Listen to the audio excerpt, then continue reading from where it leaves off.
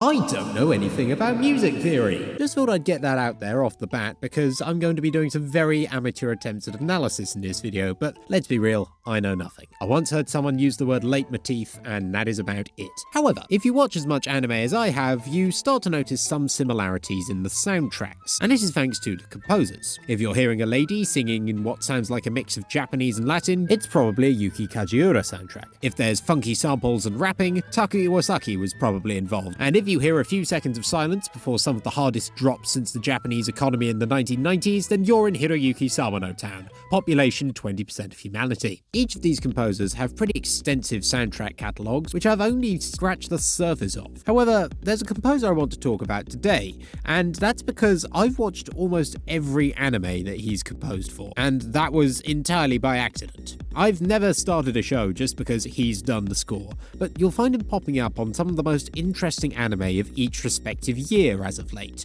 Though, like many figures in the anime industry, the story starts much further back than the success you see today. Back in 2008, there was this musician called Agraf, I don't know, I'm just going off the katakana, who produced ambient, chill, electronic music. His music was so relaxed that he didn't even see the need to capitalize his name, which only slightly infuriates me. That's a point I'm willing to overlook, because the albums he produced were fantastic. They were heralded amongst Japan's electronic music scene, and eventually Agraf built up such a reputation that he was invited to compose the soundtrack to an anime, Ping Pong the Animation. However, composing a soundtrack is a very different task to composing an album. As a result, Agraf decided not to use the pseudonym, but instead to use his real name when it came to crediting himself for the soundtrack, that real name being Kensuke Ushio. Yes, this is a video about Kensuke Ushio. Don't you worry, I will talk about the Reze Arc, but listen to me ramble about his other stuff first, will you? The first time I heard Kensuke Ushio, it was when I watched A Silent Voice. As is fitting for something with that title, well, Japanese title anyway, the soundtrack takes on the idea of the geometry of sound. In a story about a cynical boy learning to love himself and truly listen to the world around him thanks to a chance encounter with a kind-hearted girl, the soundtrack is also something you understand more once you start truly listening to it. Kensuke Ushio put an additional microphone inside the piano that he was using, meaning that the sound of the vibrations within the mechanism add texture to produce a sensory layer to the songs. It ends up feeling muffled, but in a way where it feels intimate, almost as if the sound is something you could reach out and touch. This idea of music as a sensory experience was taken in a completely different direction for the OST for The Dangers in My Heart. This is a show more people are starting to appreciate thanks to its second season, and it's a story about a cynical boy learning to love himself and truly listen to the world around him thanks to a chance encounter with a kind-hearted girl. Anyway, instead of feeling close, the soundtrack has a feeling of distance to it, with reverb being added to it to make it feel transcendent and atmospheric. It really helps you understand how a seemingly innocuous interaction with Yamada means so much for each color. Now, I'll talk more about the moments where it used reverb later in this video, but that isn't the only trick that The Dangers in My Heart had up its sleeve. So, in a lot of anime, there's the silly song. It's always got a different name, but you'll know the silly song when you hear it. It plays whenever the characters are having some non-plot progressing hijinks, where they all have a bit of banter and someone gets tit out or something, I don't know. This is No Joke, which is the silly song from Steins Gate. Pretty quirky, isn't it? Obviously, it's not the most recognizable track from the Steins Gate OST, and it doesn't need to be. It's a perfectly serviceable song, and one that I even use in a few of my videos. Just to let you know how out of the box Kensuke Ushio is, here's what The Dangers in My Heart's silly song sounds like.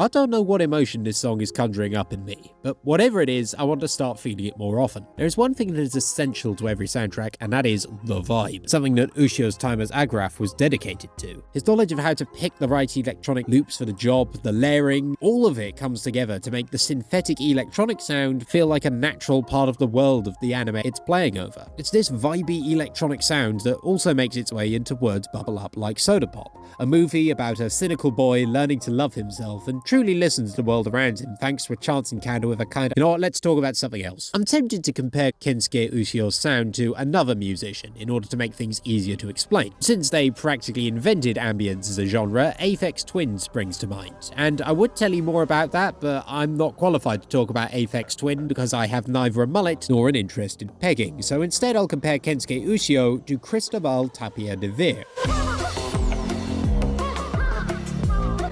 If you know him, it's probably because of his soundtrack to Channel 4's Utopia. And if you know Channel 4's Utopia, I know why. That soundtrack, as well as all his other soundtracks, are characterized by his unorthodox instrumentation. He breaks out everything from synthesizers to distorted voices to even dried rhino shit to produce his songs. While Tapia de Veer's sound is different to Kensuke Ushio's in many ways, they fill a similar niche. Their soundtracks have vibes that are understated yet otherworldly in their instrumentation, that clearly articulate the atmosphere in any given scene that it's playing over, and that's allowed them to put their music in places you really wouldn't expect. Tapia de Veer started with thrillers on Channel 4 to doing comedies on HBO. Meanwhile, someone looked at Ushio's tranquil electronic music and thought, you know where this guy would really excel? That's right. Historical dramas. To say this is an unexpected mashup is an understatement, as you'd think lo-fi wouldn't work for a period piece, unless the historical event it was adapting was that one time your suspiciously smelly friend offered you a cookie. However, Kensuke Ushio was more than happy to take the job, since he made the scores for both Heike Monogatari and Orb on the Movements of the Earth. For each of them, Ushio incorporated traditional instruments from their respective historical settings into the music, as well as a few of his signature electronic tracks.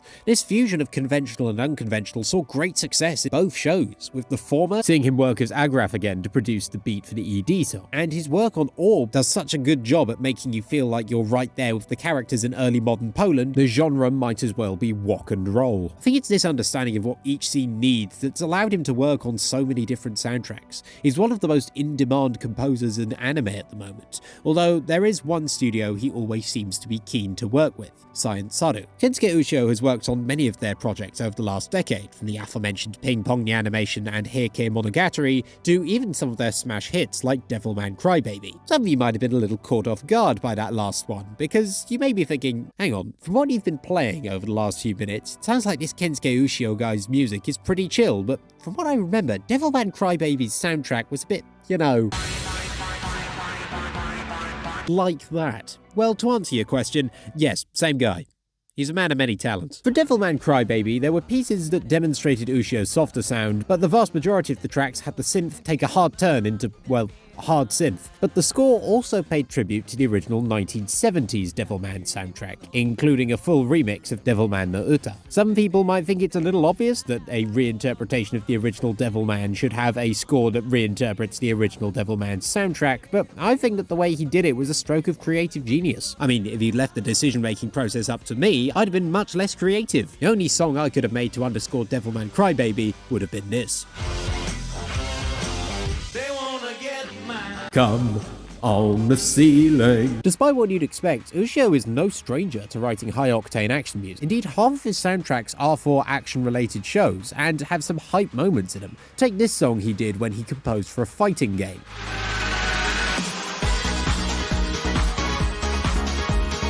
Pretty cool, right? Well, hold on to your hat, because here's the plot twist. That wasn't written for a fighting game. That was written for an animation about ping pong.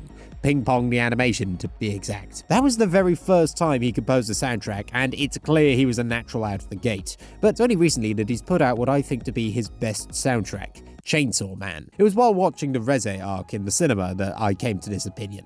Though, in fairness, cinema sound is going to elevate basically any soundtrack. Chainsaw Man's score is so varied, yet so quintessentially Ushio in both the series and the movie. Obviously, the action and ambient pieces alike hit, and Mappa even had so much confidence in it that the score was put up front and center when they announced the anime adaptation was in production. But as for what sets it apart from all his other scores, is that it kind of embodies something that Chainsaw Man itself excels at, which is always having an underlying feeling that something's off. There are some songs that manage to both make you feel at ease while also unnerving the shit out of you. Then you've got the Reze Arc soundtrack, where ironically everyone's talking about the 3 songs that weren't by Kensuke Ushio. And as much as I love Kenshi Yonezu getting Flyrus out with his iris out, I think that's how the phrase goes, I really think the soundtrack in that film is a showcase of Kensuke Ushio at his best, while also having songs that go in much more cinematic directions, especially the pool scene. This movie helped me realize what makes his soundtrack so special.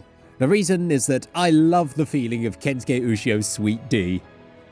I will now explain that statement. Kensuke Ushio has 3 songs where the title is Sweet followed by a word starting with the letter D. Sweet Devil, Sweet Dreams, and Sweet Danger. Two of them are from the Chainsaw Man soundtrack, and one of them is that one of the Dangers in My Heart soundtrack I was talking about earlier. Though weirdly it's the one with devil in the title, even though Chainsaw Man is about devils, doesn't matter. What's important is that these songs are standouts in their respective OSTs. Not necessarily just because of how much I like to listen to them, but also because of where they play. You remember what was happening when these soundtracks came on. The song that I'm playing now is Sweet Dreams, which is from the first season of Chainsaw Man, but I want to talk about Sweet Danger from the movie. I'm not going to play it for you, since the music is almost a plot twist in of itself, but it marks the point in the film where it goes from Denji gets his mind blown to just Denji gets blown, with it being disconcerting with light hints of melody before developing into straight hype. That scene left me and everyone else awestruck, and as much as it was a variety of factors that made that scene kino, the soundtrack shoulders an even larger portion of the thanks than usual because of how it was put up to the front. Kensuke Ushio has composed for dramas, comedies, action, fantastical, and slice of life alike, but the one thing in common with all of his greatest soundtracks is that there's always a moment where they will just let his music play.